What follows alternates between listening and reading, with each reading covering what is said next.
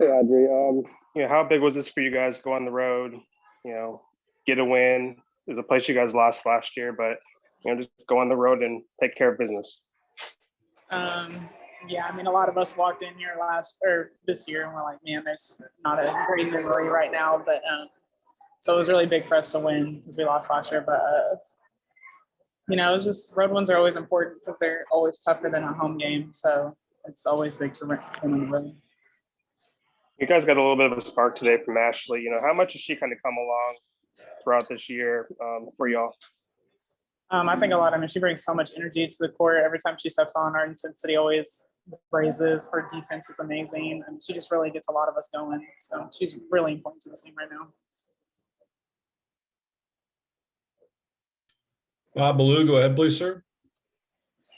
Can you just touch on the defense? I mean, to hold them to 5 points in a quarter and to just, do what you guys did, especially coming off games of 84 and 98. I mean, what does that mean to do that to them tonight, especially as much as Vic gets after you guys about it too? Yeah, we actually just talked about that in the locker room, how big it was to hold them to 52 after they just had two really big scoring games. So we're pretty proud of ourselves, even though they scored like 22 in the fourth. So if we could have kept that down, that would have been a better thing to talk about. But 52 points is pretty good.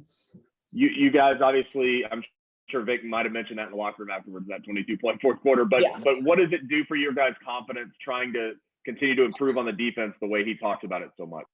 I think the last few games, our defense has definitely improved the way he has wanted it to. But today, especially, we started defense the way he wanted us to. So it's a lot better now. And I think as we go on and the way we practice it, it's going to just continue to incline.